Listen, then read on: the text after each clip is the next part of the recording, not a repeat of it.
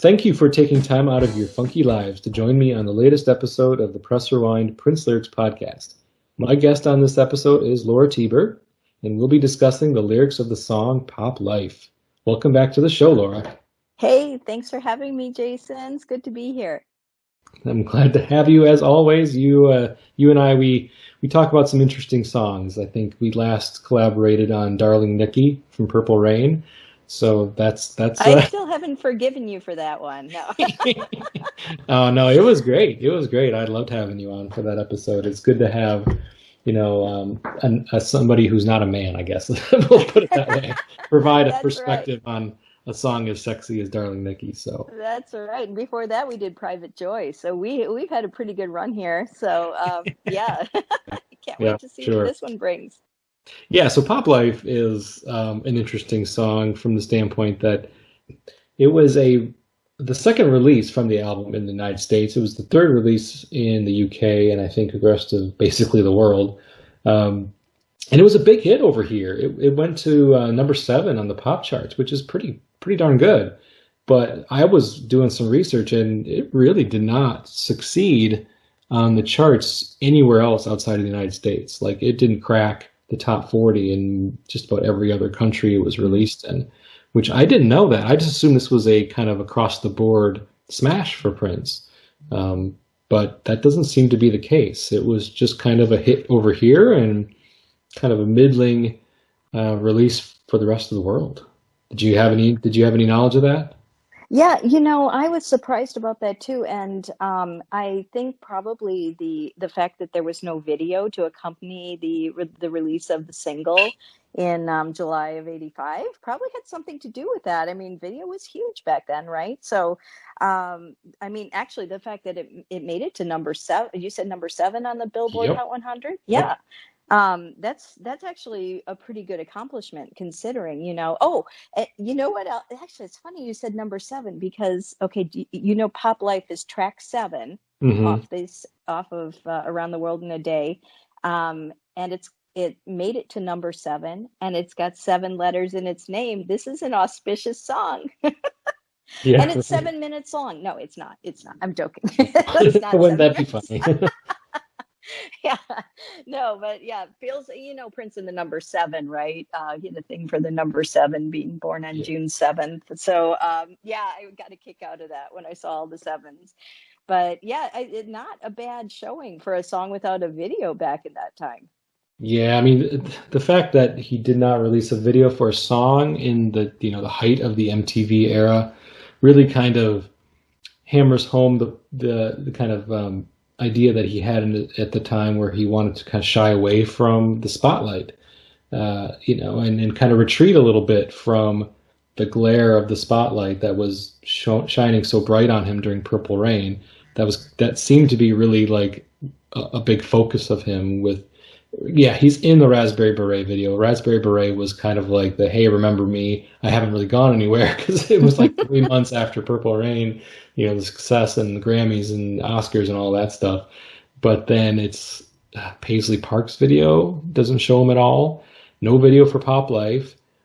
I think there's a music video for America, but it's just a live performance, if I recall correctly, of it. So it's not like your traditional music video, and I don't have any memory of seeing that on MTV at the time.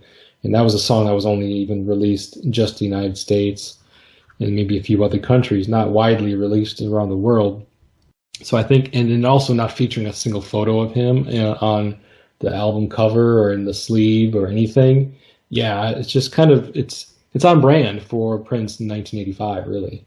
Yeah, that was his stealth time until Neil Carlin interviewed him for that cover story for in Rolling Stone that I think you just shared on social media, I didn't you? did. The September '85, Yeah. Prince talks, yeah. So, but even that, he wouldn't pose for a photo for that. So, so you got that crazy photo of him where Rolling Stone messed with the spaces in his teeth to kind of, give him a hard Yeah, it's time. just But like a screen capture from the Raspberry Beret video, right? I mean, that's yeah, all it is, just a yeah, capture that's from the music basically video. it, right?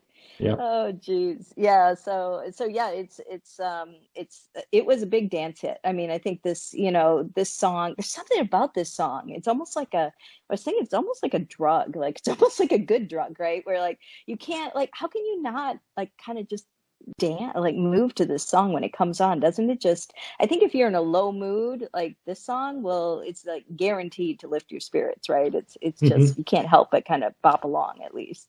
Yeah, it's really catchy, and its placement on the album, as you mentioned, it's track number 7. It's the second song on the second side of the record or tape, right after America. So like you've had Tambourine, America, Pop Life. You've had some kind of really upbeat songs, Yeah. danceable, catchy, poppy songs. Tambourine maybe a little too out there to be commercial, but it's definitely danceable and upbeat.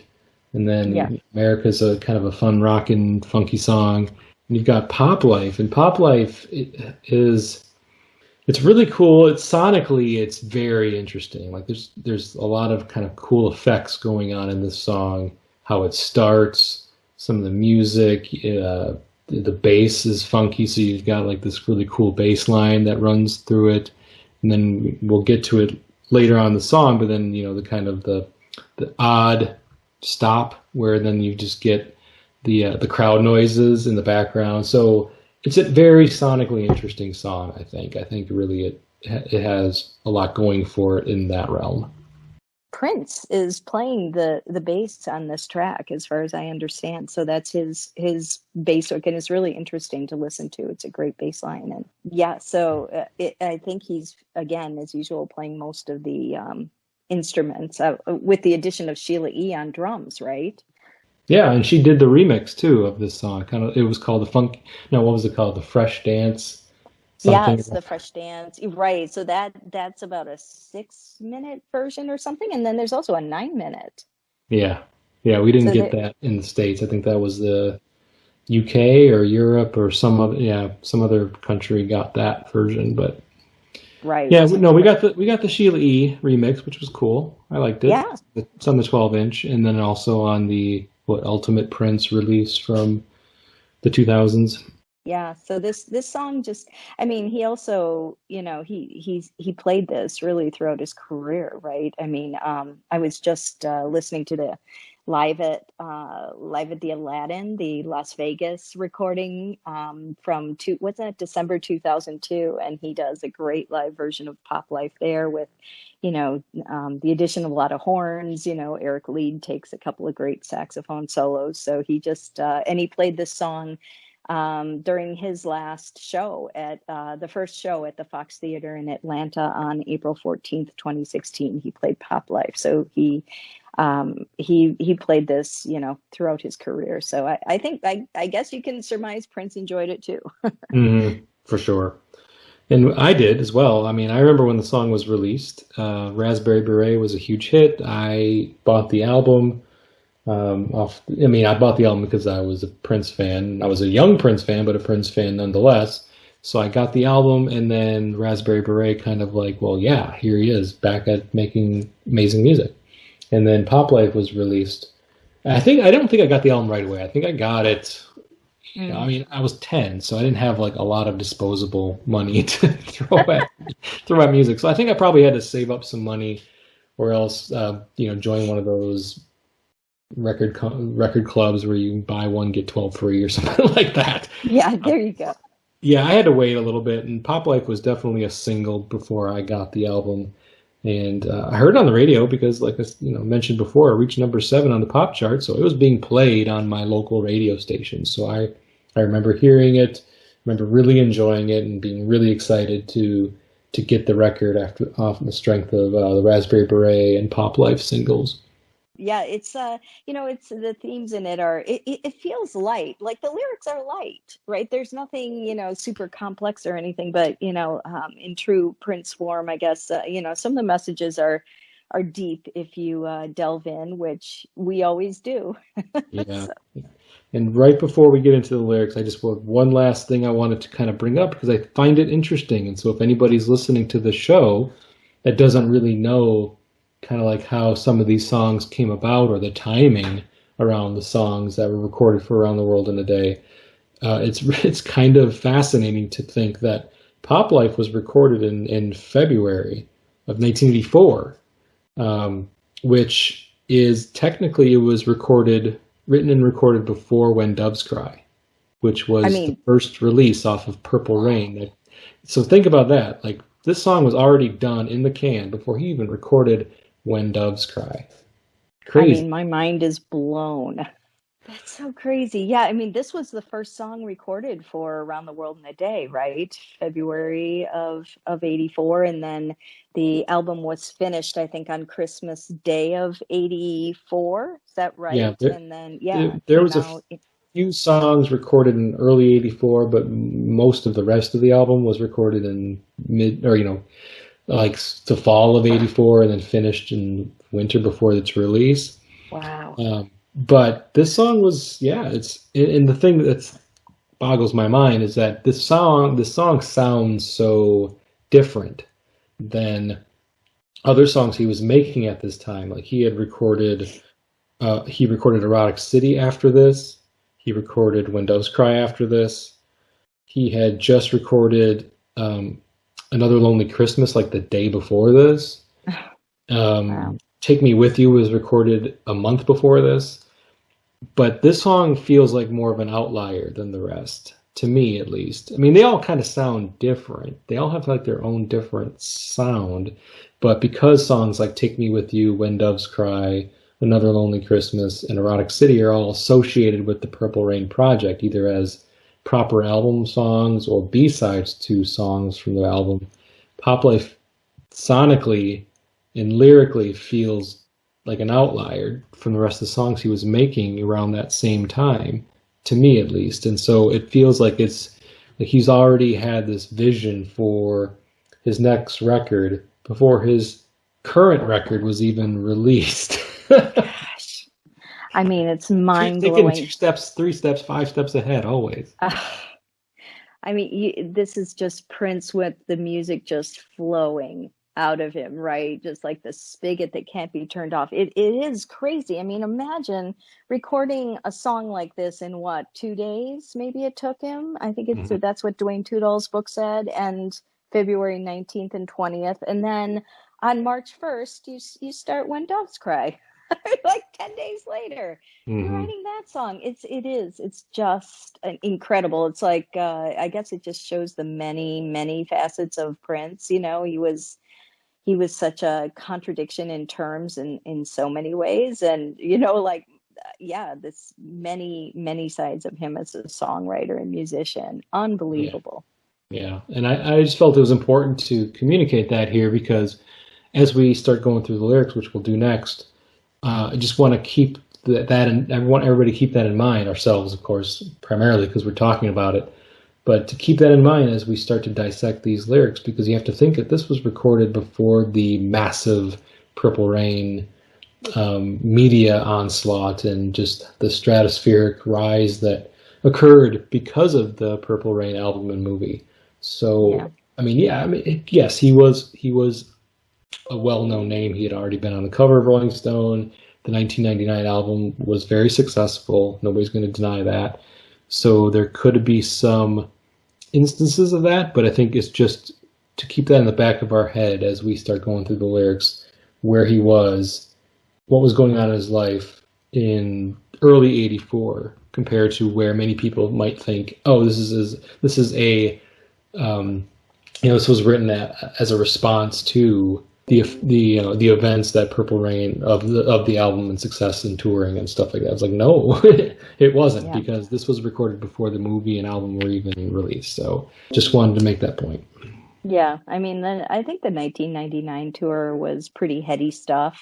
I love this. So Alex Hahn, my writing partner, interviewed Von Terry Jelks for our book, The Rise of Prince, and that was one of Prince's costume designers who was on the 1999 tour. And his quote about that tour was that it was a smorgasbord of attitude and vibe. And, I mean, there was some pretty heady stuff going on. The Time already had, what time is it? That came out in 82. That was their second album, right? That came out Yep. in 82. Right. And so, the Vanity 6 album was out in 82. They were on this tour. They were basically, the Time and Prince, like locked in battle every night, and I think it was pretty heady stuff, even at that level, much less, now the next stratospheric level that Prince was about to experience. But yeah, that's very interesting, to put it in context of the time it was written, because yeah, the truly like global superstar level hadn't even been reached yet. Right. So let us begin then. Let us begin with the lyric dissection. What's the matter with your life? Is the poverty bringing you down? Is the mailman jerking you round? Did you put your $1 million check in someone else's box? So that's the first verse, and it goes right into the second verse after that. There's no chorus between the first and second verse, but let's just look at that first grouping of lyrics. And, the first thing that jumps out at me is that this is all just questions, questions being asked. What's the matter with your life? Is poverty bringing you down? Is the mailman jerking you around? Did he put your $1 million check in someone else's box? So he's talking to you kind of get the feeling he's talking to somebody here and asking a lot of questions, not really waiting for answers. I just have in my notes, like, who is he asking these questions to? Is he just making a comment about, society and riffing on people who looking to luck their way out of their life situation instead of working for it? I mean, does he have like a really like pull yourself up from your bootstraps kind of attitude going on with these lyrics in this first verse?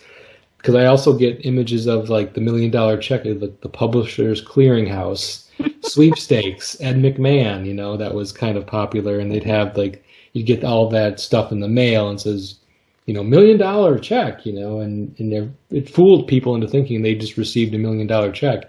You just won $1 million check from Publishers Clearinghouse sweepstakes, and you open it up if you, return this and you get chosen. Right. Oh, that's hilarious. I mean, did you kind of get the same imagery with that? Did you sense that, or do you get something completely different? And what are your thoughts on this verse? I just love the way he delivers that first line. That what's the matter with your life? I know it's a little taunting, right? Like it's got an attitude, which I really like, but it's sort of like, yeah, okay, what's the matter with your life? But it's also got this undercurrent of, what do you have to complain about, really? Like, okay, go on. And yeah, you're right. It's a series of questions, but they're kind of rhetorical questions, because I agree with you. He's not really waiting for an answer, right? So, yeah, I think it's he's sort of, in somebody's face a little bit about their sense of entitlement, and just you're feeling like you're not getting what's owed to you, right? I mean, he obviously, that's how he sees this other person, and you're not getting what's owed to you, and you're looking around for someone to blame. There's plenty of blame to go around, I guess, including the mailman. So but yeah, I just love the way he delivers these lines. It's just full of attitude. It probably was really fun to sing too. I can't even imagine. But I don't know if you've read Morris Day's biography.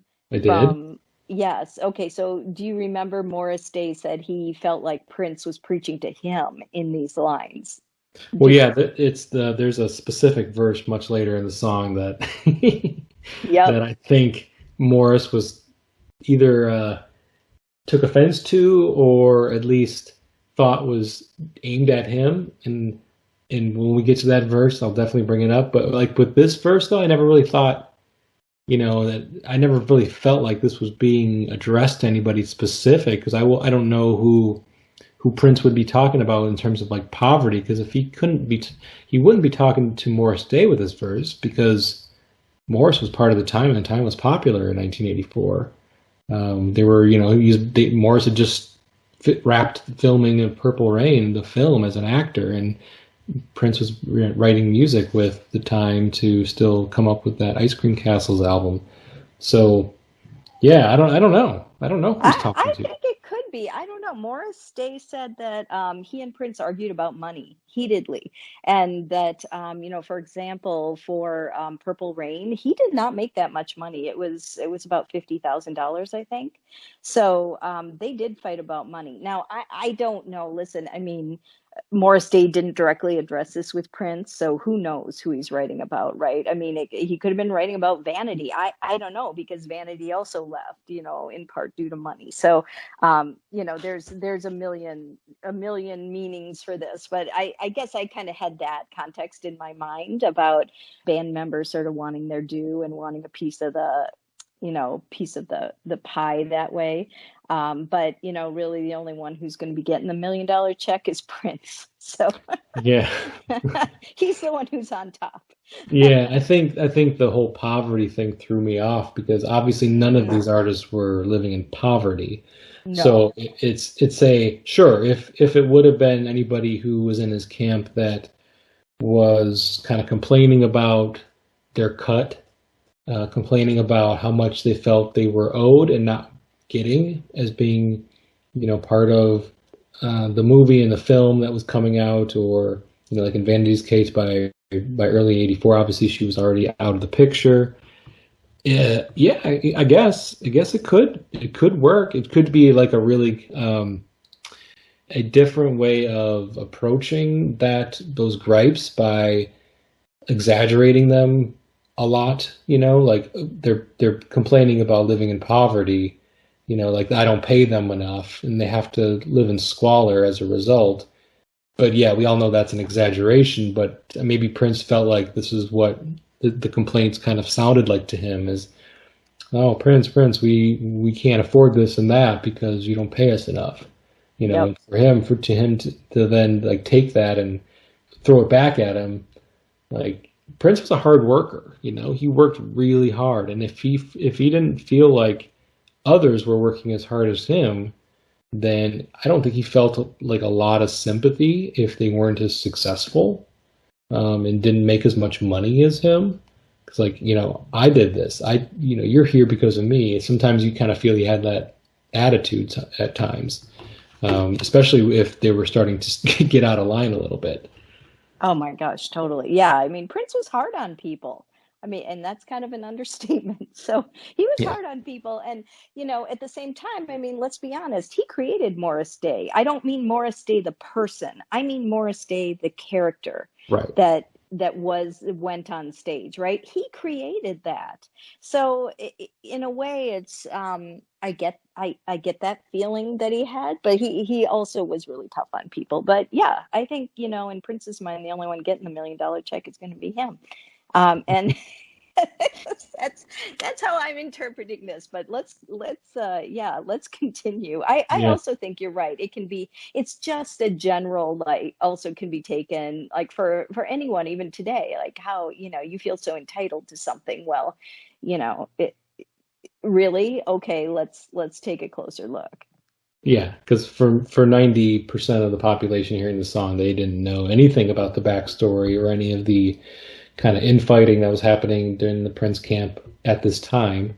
That would eventually break the time up, and eventually Morris would leave the Prince camp, and for at least temporarily. And so nobody's privy to that. So all they can do is kind of like internalize it and listen to the lyrics and think to themselves, yeah, there's plenty of people out there that are looking for handouts. Yep. And if somebody's got the attitude like I, meaning Prince in this case, worked really hard to get where I am. Like, I really busted my ass to get where I am.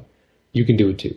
Yep. And that's kind of the message I get a little bit with that verse. I like that. Okay, now you're taking it to like an inspiring level. That's good. Like, yeah, like life isn't going to hand you anything, right? You've got to keep, working for what you want. So Yeah, yeah, except he's that's being that's really good. snarky about it. I love snarky Prince. It's like one Prince of is my being favorite iterations of Prince.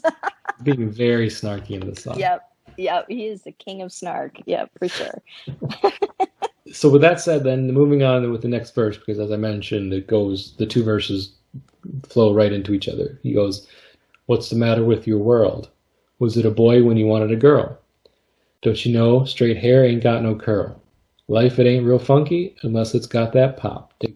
There's some echo going on. Wendy and Lisa, or Wendy or Lisa, I'm not sure who, is singing behind Prince. Was it a boy when you wanted a girl? Boy when you wanted a girl. Yeah. No straight So hair ain't good. got no curl. No curl. Yeah, yeah. So yeah, I like that. I always like when Wendy and Lisa chime in during Revolution era songs. I always liked the male female dynamic in Prince songs.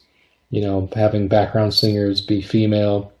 Or if it's Jill, I mean, I'm looking at the credits on the album. I know Jill a lot of times didn't get the credit she deserved on, Mm, at least the documented credit that she deserved on music recorded during this era. But the record just mentions Wendy and Lisa. But I think we kind of yeah. all have learned since then that Jill was also very involved in background vocals. But I don't know for a fact in this song whether she was. Okay, so second verse. What do you see, Laura? What do you like about this one? What did you want to point out? I love that. Okay, so I mean, Pop Life has so many great lines that, the Prince fandom just loves to repeat. And, don't you know straight hair ain't got no curl? Come on, like that is a great line. People say that all the time in the Prince community. So that is just a classic. And yeah, so we're just more questions coming at you, really, boy when you wanted a girl, like, oh, that's just, I mean, we're talking first world problems, right? Like Mhm. this is kind of the 2020 term for it. This was not a term back in 1985, but these are complete first world problems. Like, it's not enough to have a baby. Now it's got to have the gender you prefer, I mean, so you got straight hair, I mean, really first world problems. So Mhm. yeah, and I think it, then it takes us to life it ain't real funky unless it's got that pop. And yeah, it's sort of it, unless it's got that, like the adulation. The pop is adulation, like the approving roar of the crowd. It's so yeah, I love this part. I love when Wendy and Lisa come in, and it just adds so much.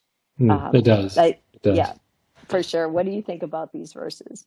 Well, with this one, all I really see is just like he seems to be calling out people with like a grass is greener type attitude toward life. Like like you Mm, kind of already mentioned, like I have this, I have a healthy baby boy, but I wanted a girl, so I'm kind of complaining about it. I've got like this nice flowing head of straight hair. Sure would be nice if it was curly though, just like, well, yeah, yeah, yeah, just this whole grass is greener thing. Like I want what I don't have, even though what I have is perfectly fine. And right. what's the matter with your world? So it's kind of like, oh, I just see him like, what's the matter with your life? What's the matter with your world? Starting these verses off. It's totally said with like an attitude, as you mentioned, and snarkiness that I mentioned. He's kind of like rolling his eyes as he's asking these questions. What's the matter with your world? Like, come on. I mean, complaining much. So Yep. I get like these complaints are not, especially in this verse, aren't real complaints. They're just like echo chamber complaints where people are complaining just to complain and just want to hear themselves complain and just wallow in self misery and over nothing. But the life it ain't real funky unless it's got that pop. Dig it. So like how it ends and blends into the chorus, then it kind of brings up the whole pop life and what is the pop that he's referring to. Life it ain't real funky unless it's got that pop. So you think of pop in the context of this song. You think like that I don't know, that like that special something that like this thrill or whatever this thrill is. It's the spark, Yep. whatever that is for that person to make your life kind of shine and make your life exceptional. I guess is kind of like how I think of it, Yeah. and it doesn't specify what that is. It's just kind of like this really kind of vague idea, which is kind of cool because then this whatever it is that makes life funky and makes it pop for you can be applied. Yeah. Yeah, I think you're right. I mean, I think it's, hey, what comes to mind is that I don't know if you've ever heard this saying, but don't turn your blessings into a burden. And it kind of, it just makes you think that whoever Prince is asking these questions of is, not looking at, not being grateful for probably the really wonderful situation they're in. And Hmm. they're just, picking at, they're just kind of picking it apart or looking at the negative side or something and not really being, maybe they're turning their blessings into a burden. And Sounds like um, it. Yeah, yeah, for sure. I would agree with that. Blessings into a burden. I like that. So then that goes into the chorus. Pop life. Everybody needs a thrill. Pop life. We all got a space to fill.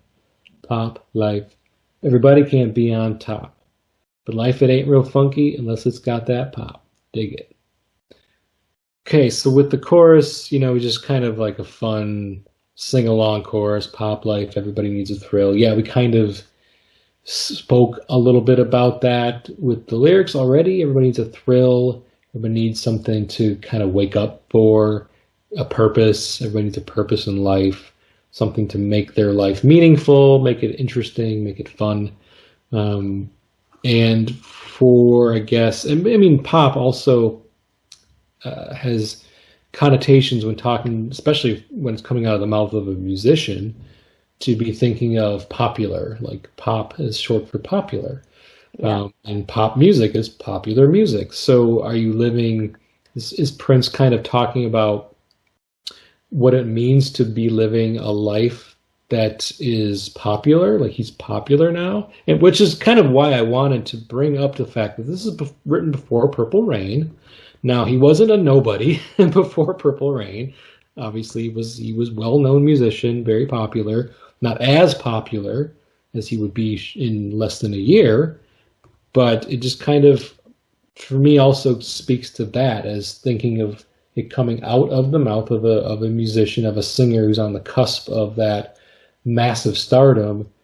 He's already kind of singing a song about, I don't know, you can take this to mean a little bit like he's a little tired of it. Yeah. But even though you kind of think that it can be because of the way the lyrics, the verses are sung with all this kind of snarky attitude and negativity towards these things, but the chorus is joyful. It's kind of upbeat, and it doesn't paint a pop life in a negative light. To me, at least, does it to you? I mean, I think he's, no, I think he's just, showing kind of, I think this is just a little bit of a dig at people who, chase kind of cheap thrills, right? And he's somewhat, I think, digging at, just pointing out the superficiality of it, Hmm. of pop life, right? But it's sort of it's a game, right? And we've all got a place in this game. And yeah, not everyone can be on top. So yeah, I think, I mean, I like this. It's interesting that he goes into everybody needs a thrill, because I think about Prince as a writer, and I think of, the words that you hear recur. And in Let's Go Crazy, he says pills and thrills and daffodils will kill, right? Hmm. And that was recorded before this. That was recorded in August of 83, and this is February of 94. So not terribly long afterward. But that also kind of makes me think that everybody needs a thrill. A thrill will kill, he says, in some way, right? It's chasing cheap thrills that can catch up to you. Um, and I love this line about we all got a space to fill. I love that. I think I got a little sad thinking about this, because I'm like, Prince left such a big space to fill, when he passed. But if you think about like the Time and Prince and Vanity Six, I mean, they each had their own space, right? They each had their own special place, and they each had, there's room for everybody, right? But ironically, I don't think Prince was happy unless he was on top. Mm, So, right. but Yeah, yeah, you I have a wonder. space to fill. It just has to be like the space I tell you. That's right, This is where right, it's the space you're gonna fill, Morris, and over here, Vanity, you're gonna fill this space. And but yeah, we're all collectively one unit. But I'm gonna tell you where your space is. yeah. Prince, like, just when you think he's like, oh, this is so nice, we all got a space, then you realize, oh no, wait a second, A little this is too controlling. yeah, yeah, but that's the great thing about about Prince. But yeah, Yeah, I mean, and he, he was very successful because of that. I think not in spite of right, it, but because of it. I feel. right. I mean, he No, controlled I his own think you're right. image, and he was very successful because of it. He didn't let anybody mold him in his vision, and so we got because of that. I think. Yes, I think you're right. I mean, and remember, like, Prince came up in, on the North Side in the 70s, and when every block had a band, right? And he just grew up in this real life battle of the bands, and somebody's got to lose in the battle of the bands, right? And Prince is just so insanely competitive. I mean, I talked to Shane Keller last year for a different piece I wrote. Shane Keller is a recording engineer who started his career at Paisley Park in 1991, and he said something to me like, okay, on my last day at Paisley Park, he's like, I went out on a high. I beat Prince, and I was like, what do you mean? What? You beat Prince? And he told me in the studio that Prince would, like, literally, he was so competitive that he would do this to engineers. He would say, you don't need to touch that knob. Don't touch that knob. I don't want to see you touch that knob. And then Shane would have to figure out a workaround for recording without touching this knob. And then, he would do it. And then Prince would say, no, not that loud. No, I don't. No, don't change that. And no, I don't want you touching that. I want to see you touching that. So then Shane would have to go. And he said he literally did it. He beat Prince. He won in the end. He stayed ahead of Prince. Successful recording session. Everything Prince prohibited him from doing, he found a workaround. Boom, he went out on top. That's how competitive Prince was. Yeah. Like Yeah. trying to Wow. beat his own engineer.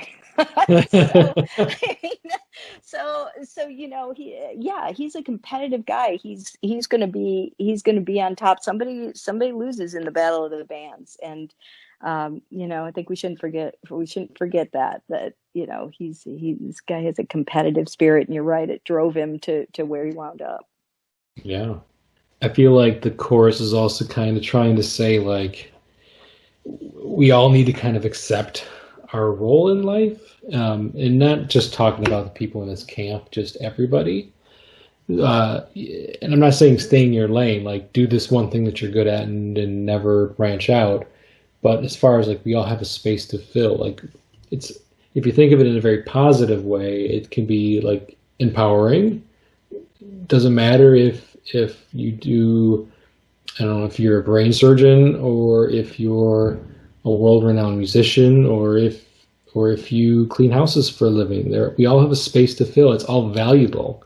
It's all Mm-hmm. valuable to our society and to the world. These roles that we fill as mothers, as fathers, as friends.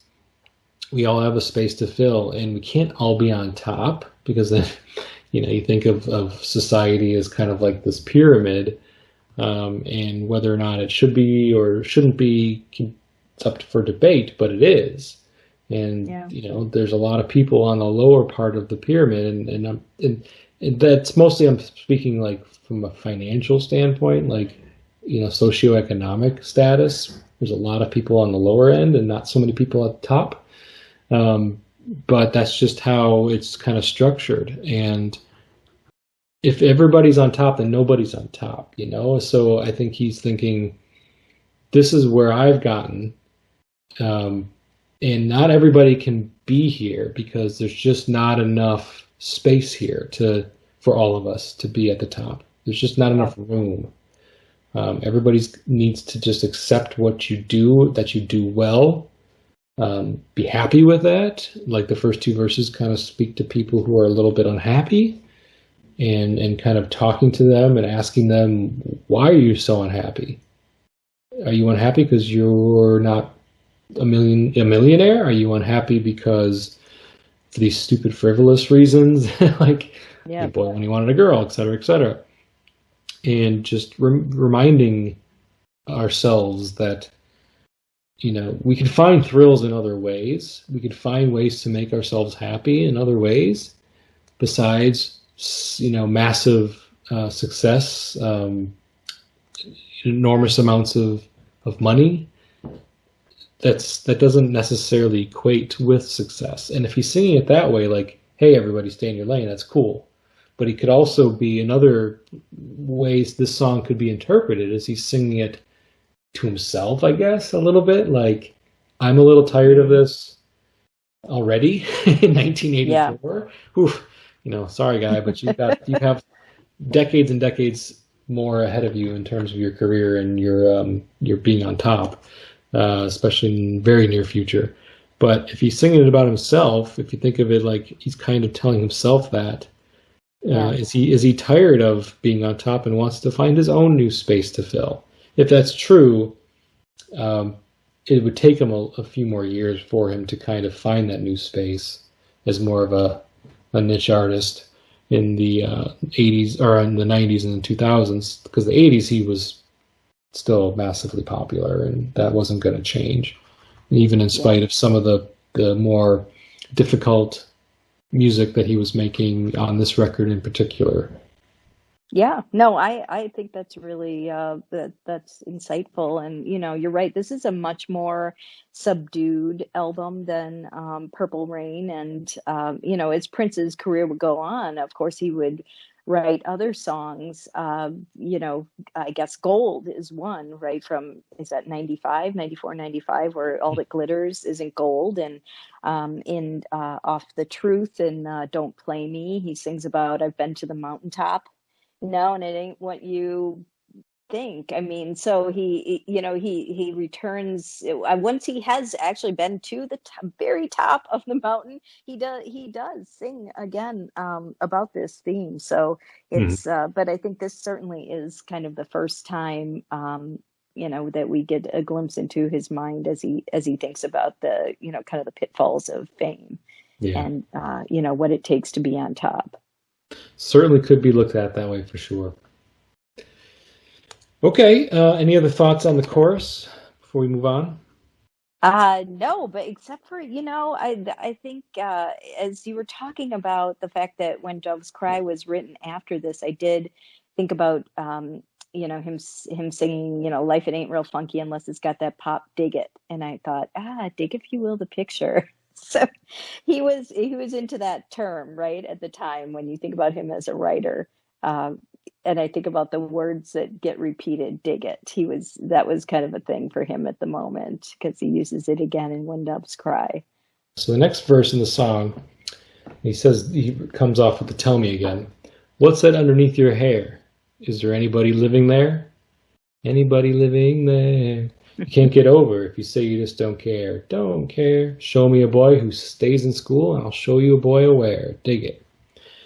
Okay, so in this third verse, this one's, I don't know, this one's pretty straightforward. I feel like, tell me what's underneath your hair. Anybody living there? He's referring to somebody's brain. I think that's pretty clear.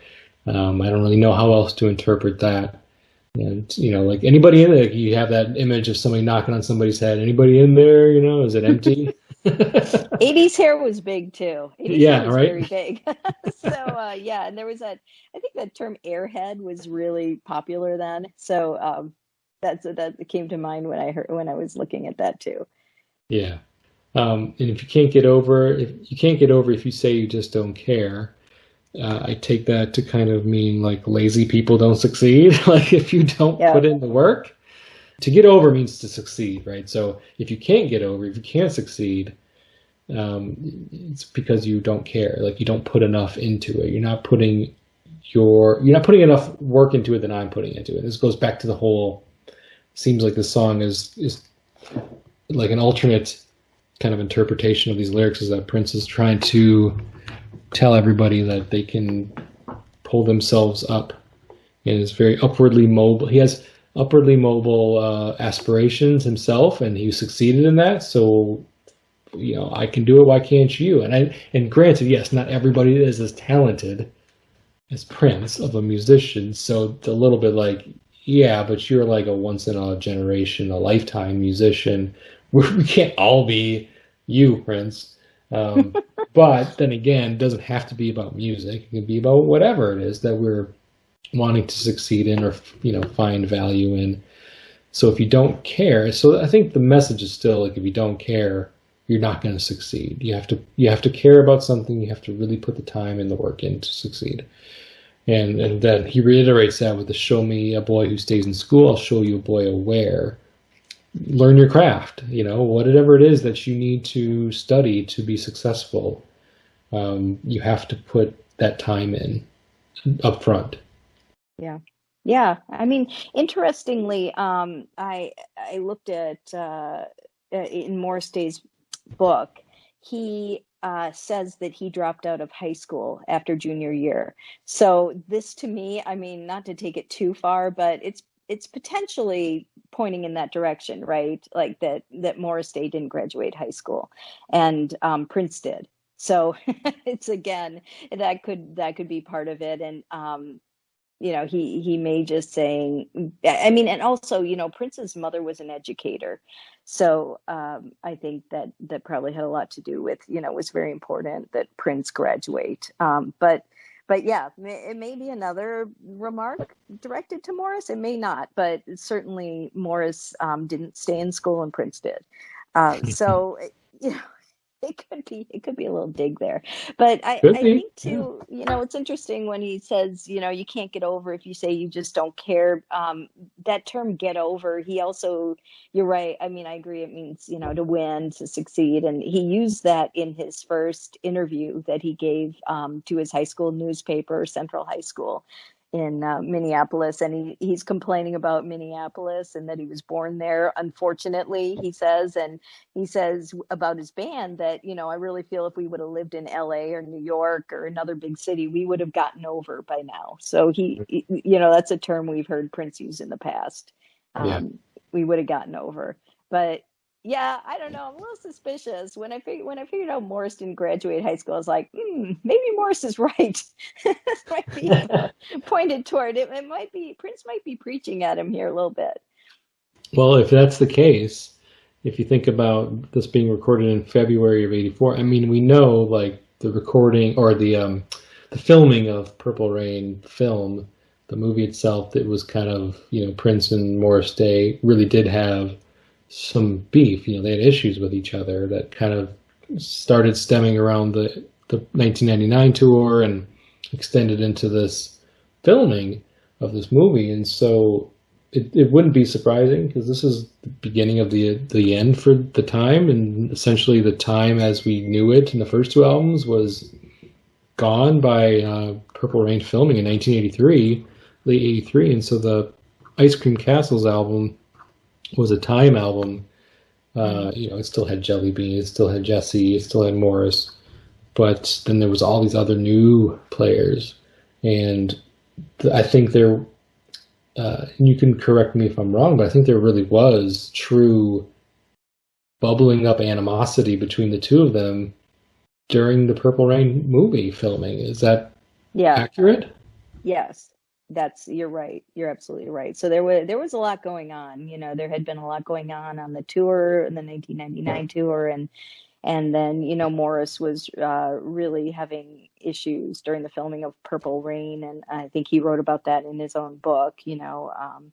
And it had become somewhat unreliable here and there in terms of showing up on time and things like that. I think that's all documented. But yeah, so there was somewhat of a beef, and I think, I think too I think deep down Prince had a great love for Morris, which, Morris told the story about the end near the end of Prince's life, where he visits Paisley Park and Prince, and uncharacteristically hugs him and tells him he loves him. I think maybe this is like, an attempt at tough love. I don't know, but and it could be a general commentary that Prince is making with a few little tidbits thrown in here and there to maybe get Morris's attention. Sure. Absolutely could be possible. Okay, so that's the third verse. Third verse for me is, I mean, I like the "what's underneath your hair, is anybody living there?" It's kind of a funny line, but I think there's other more interesting verses in the song than the third one, personally. Okay, so then we get the chorus again, so I won't repeat that because it is identical as it was sung before. So then the kind of the fourth and final verse of the song with new lyrics is, "What you putting in your nose? Is that where all your money goes?" And then you get the echo, "Is that where your money goes? The river of addiction flows. You think it's hot, but there won't be no water when the fire blows." Dig it. And so this is the verse that I thought Morris had kind of cited in his book. I mean, he kind of talked about pop life being about him, but I always felt like this was the verse. Yeah, yeah. Like this was The the verse questions that, get more pointed for sure. yeah, this was the verse that called him out. But as I start thinking about it more, and we'll talk about that in a second, but I want to finish my thought about Morris. This was the verse that I felt like Morris may have taken the most offense to, if he was feeling like, man, he's talking about me. This sucks. Yeah. What is he trying to say here? What are you putting in your nose? That where all your money goes is a very clear drug reference, Hmm. cocaine specifically, but it's the '80s, and I was thinking about this, like, so Morris says that in the book, but did Prince ever tell Morris that, or is that just Morris projecting? I don't think Prince ever told him that. No. Yeah, This right. is this is more, yeah, Morris said I never talked to him about it, but or he never had that conversation, but he said I feel like he was preaching to me for sure.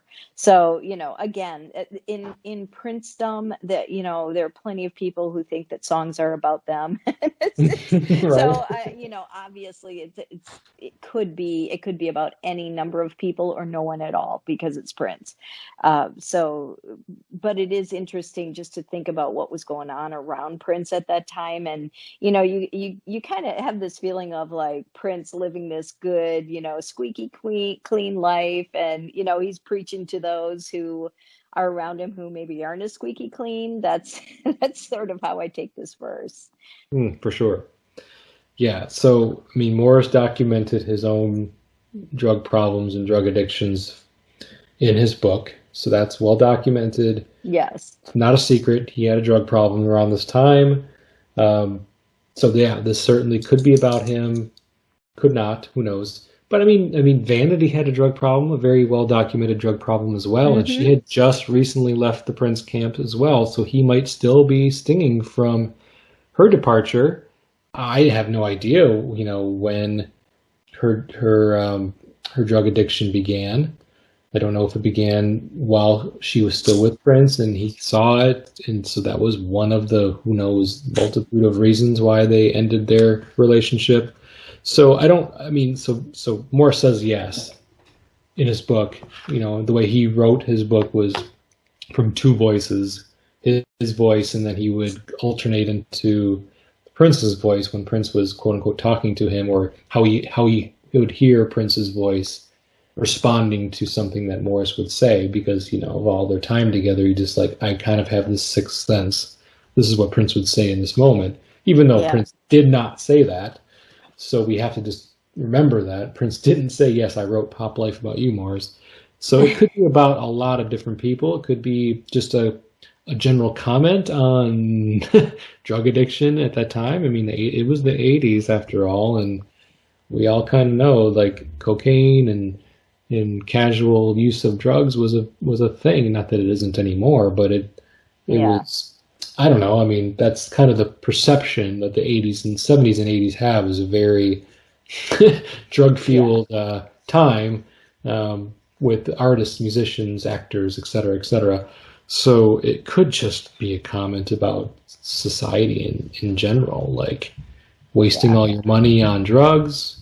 River addiction flows. Yeah, I mean, it's very clearly talking about, the destructive effects of addiction in this fourth verse, I feel.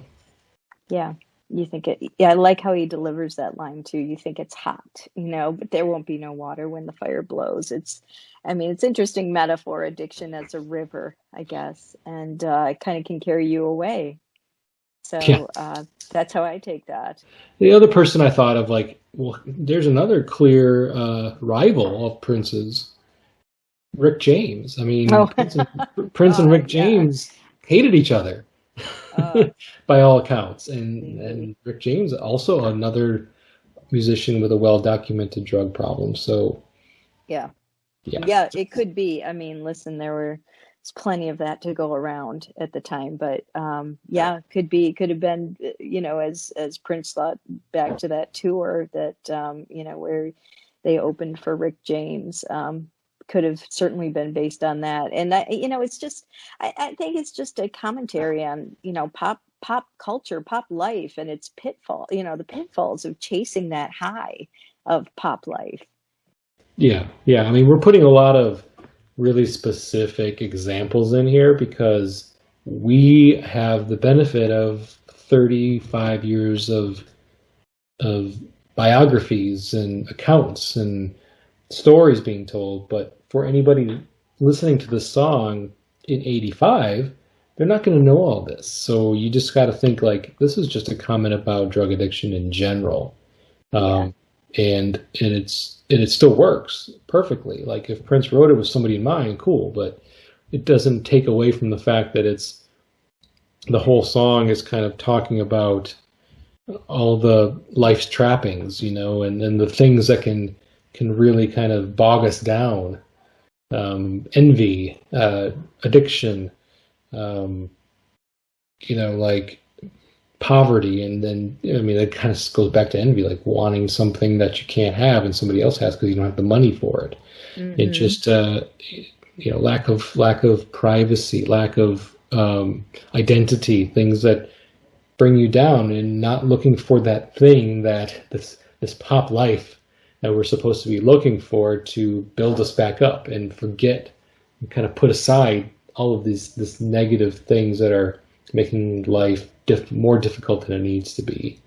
Yeah. If you can just not stop being addicted to drugs, stop being Yes. envious of everybody else and what they have, just accept who you are, stay in your lane, fill your space, and find your own thrills. And that's the kind of, I feel like that's, and I'm really kind of oversimplifying it, of course, but um, because at the time, that's how I always thought of this song. And it only took on new life um, recently with all the, like I said, the biographies and all the accounts being told and stories being told and autobiographies in Morris's case. So I have to remember, like, that is not the way I thought of this song for most of my life. And think of Right. it and return it back to its most simplest form, which is I don't know Prince's relationship with Morris Day in 1985. For all I knew, they were just co-stars in a movie. Yeah. I wasn't that familiar with like I didn't Jamie Starr was Prince. No idea. So yeah, I mean, for those listening to this episode, I mean that's kind of like it's cool to be able to put this new information in here and kind of plug and play as we learn stuff, and I love doing that. But at the same time, let's also rewind a little bit and look at it in 1985 goggles, like with our glasses on from 35 years ago, and think to ourselves, this is also just a really kind of a caution, in a way, a bit of a cautionary tale, but trying to be like an uplifting one, I feel. Yeah. I think you're right. I mean, it's not a heavy song at all. It's very light feeling, and I mean, it's actually a fairly mellow funk song, when you think about the beat. It's not, a super up tempo number. It's kind of, languid and funky, and it's a little more subdued, but you can also, you can think of it a little bit as like the flip side to Baby I'm a Star, right? It's it's somewhat, yeah, yeah, Baby you're a star, but here, a little few things you might want to watch out for, right? Don't let all that go to your head, and um, yeah, don't let pop life go to your head, because it is heady stuff, right? It is heady stuff. Okay, so after he says the chorus again. So after we get the fourth verse, we get a chorus. Then as soon as he says, unless it's got that pop, and then you get the, as I kind of already alluded to, the section of the song where the music stops, and then you just get this sound of like a crowd cheering or jeering. You kind of hear "Throw the Bum Out." This has been well documented, and I almost feel like redundant talking about it because it's been debunked. But for anybody listening that's never heard this theory, that there was a rumor going around, I'm sure you know what I'm talking about, that this section was a recording from Prince's appearance as the opening act for the Rolling Stones in 1981. That somebody had grabbed audio of the crowd jeering him and telling him to get off the stage. I think the "throw the bum out" line is probably what made people think that, and then cheering when he was leaving, because it's kind of like boo type, jeering, and then you get a cheer. Like you vision, like in your mind, if you think that this is really what's happening, like Prince and the band walking off stage, everybody's cheering now, like, yeah, we got him off the stage. What we did worked. We got him to leave. But that has been debunked. That is not what this is. It is just simply like a audio clip from like a warehouse full of just random samples of audio, right? I mean, that's Dwayne Tudall wrote. He's got in his book, The Purple Rain Sessions, the exact 2 clips it is, and it's. I think it's a great story. I can see why it caught on, but not at all true. You're right. I mean, it's you hear he says pop, and then you hear a bell ring. Mm-hmm. Like you would hear, in a boxing match or wrestling match. And then you hear some sort of, it sounds like bodies colliding or slapping or something, right? Or like punches or bodies hitting each other. And then you hear someone say, "Throw the bum out." And then, and the crowd sort of boos. And then you're right, it kind of explodes, it erupts into cheers. And, here's the thing, that's called a crowd pop. So when a crowd, it's a term from professional wrestling. So a crowd pop is the sound the crowd makes when it erupts in applause. And like if you Google crowd pop wrestling, like you'll find articles with like the 15 best crowd pops in the history of wrestling. So that was a crowd pop. That's why that's here. It's a pop. Yeah, interesting. I didn't know that. Yeah. It's a crowd pop, and that's a wrestling term. So that's the connection. But the Rolling Stones. That was a good theory. Yeah, like you said, pop is pop life. The crowd exploded. The crowd cheering, right? The sounds of the crowd. That's a pop. Yeah, I think people wanted it to be that, the whole Prince getting booed off stage. Because that makes, like you said, makes for a really, really cool story, really cool anecdote. Like, hey, did you know?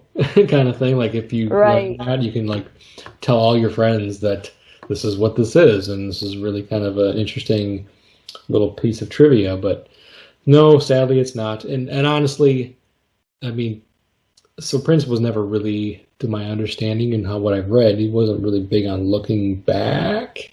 So it would also surprise me for Prince to reach back 3 years to kind of a painful memory. Like the way I understood it from accounts at the time, people who were there, he was really affected by that. So for him, certainly he could use that as fuel for success later.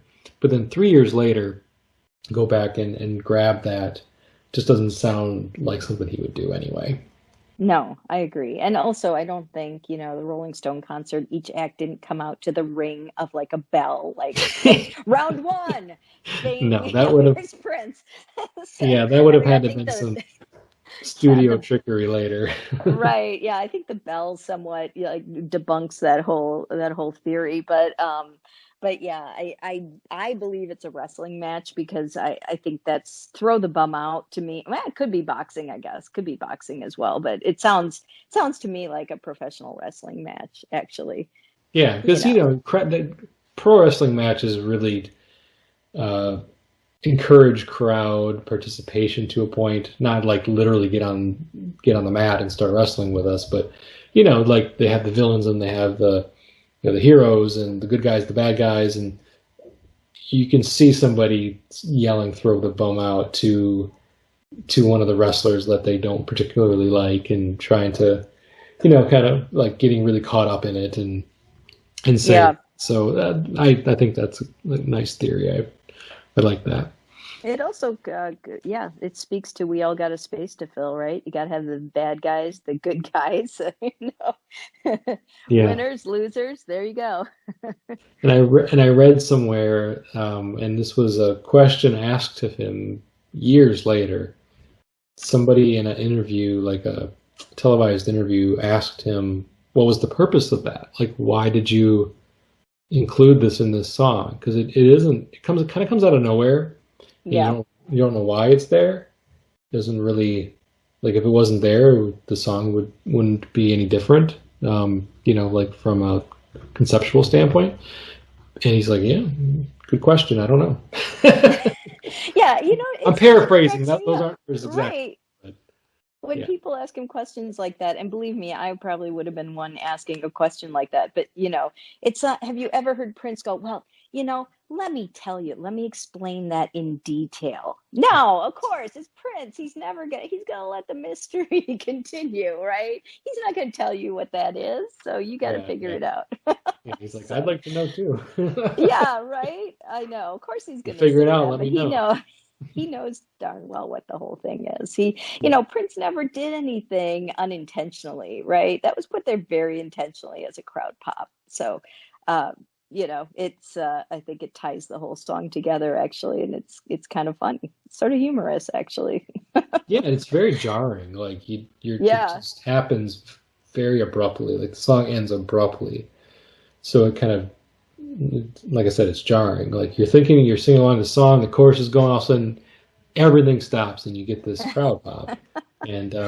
And really, one thing I noted about this, because I had mentioned this in a previous episode, I think I was doing the Paisley Park episode, and I had mentioned in that episode that this album came out after I had been really diving into my mom's Beatles records. So she was a Beatles fan in the 60s, and so she had a bunch of Beatles records. And so I was kind of obsessed around this time and a couple years prior with the Sgt. Pepper's record. So it was going to be pretty natural connection for me to make between Sgt. Pepper's, which I had just discovered maybe a year or two prior, and this record, even though they were made decades apart, because of the very visual connections with the the kind of the psychedelic artwork and some of the sounds that Prince was experimenting with. I pick up, probably more so than it deserves to, Beatles influences in this album, even if he was or wasn't influenced by them. Because just because of where I was at the time and the fact that I loved these two records almost simultaneously. So like the whole crowd noise thing, if you listen to the Sgt. Pepper's record, there's plenty of songs, because I think the concept of the record is like they're playing to a crowd. So they have like all these crowd noises in a lot of the songs, and like the opening song, the Sgt. Pepper's Lonely Hearts Club Band song, the song that kicks off the album, there's crowd noises. There's crowd noises in other songs, I think, like Being for the Benefit of Mr. Kite, maybe in the Sgt. Pepper's Lonely Hearts Club Band reprise. And then, of course, then you've got, and it's not part of Sgt. Pepper's, but it's a Beatles album nonetheless, Revolution 9 from the White Album also has like a section of it where it's just audio clip of like a rugby match or something, or maybe it's a soccer match. Like, block that kick. And and I made those connections right away, whether or not they are, whether or not anybody else did, whether or not it was intentional. I couldn't help but to do that because of the fact that I was just getting into the Beatles around the same time.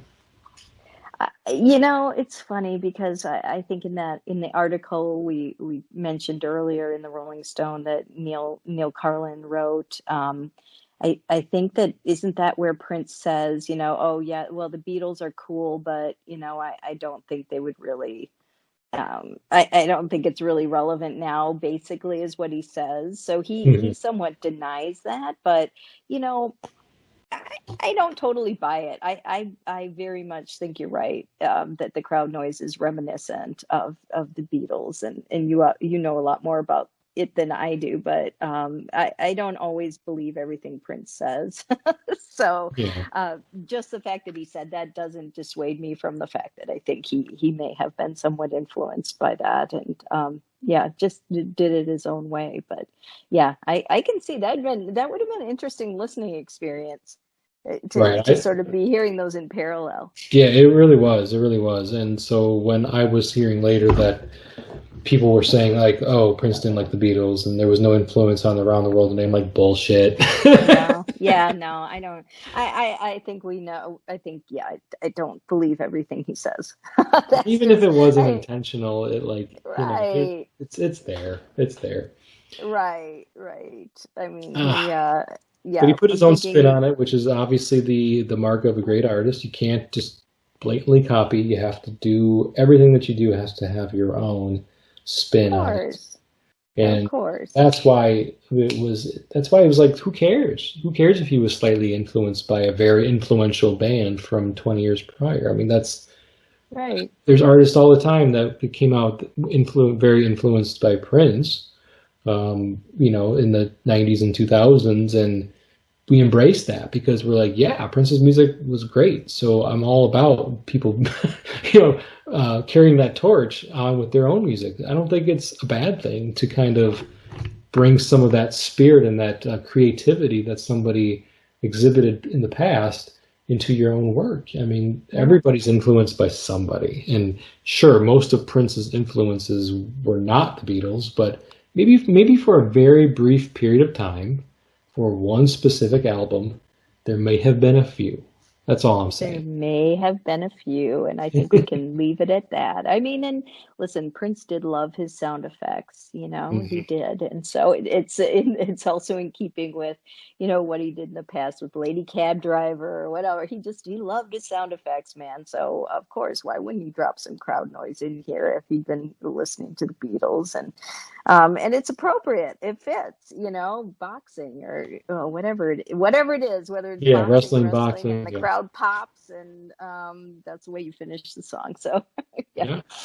yeah, Yeah, because after that, then he just kind of goes back into the chorus as the song begins to fade out. So it's essentially over after that. yeah, Um, yeah. no more new lyrics to dissect or speak upon. So that brings us to the end of this episode. Laura, any other final comments on Pop Life? I think we have dissected this song, like, about as much as it can be dissected. It was a lot of fun. It's, like I said, it's light lyrics, that are deceptively deep here and there, and just song with in addition to the lyrics, just a great melody, a Mhm. great melody, and one of his top charting singles. So there you have it, Pop Life. Yep, summer of 1985, right off the heels of the success of Raspberry Beret, he released Pop Life, and in the United States at least, it was a big hit, and I think well deserved. So, Laura, where can people find you if they want to check you out and what you're up to? Sure. Follow me on Facebook or Instagram as Laura Tiebert. And also, I have a website, lauratiebert.com. Great. Thank you so much for being my guest again. You're a wonderful guest of mine. You have a standing invitation on every album that I cover, Laura. So I'll well be back. founded. You haven't scared me off yet. Despite darling Nikki, you did not scare me off. I am back. Thank you Good, so good. much. I would hate to do that. I don't want to. Thank you for Okay. having me. Well, anytime, of course. You can reach me at Press Rewind Pod on Facebook, Instagram, Twitter. I have a presence on all three of those social media platforms. Find me there. I'm thinking about getting into and creating a Discord for the Press Rewind podcast. Is something different. It's not up and running yet, but by the time the next episode comes out, I might be plugging that. So just keep on looking on my Facebook page, my Twitter page, on my Instagram, wherever you follow the show, to get a little bit more information on a Press Rewind Discord.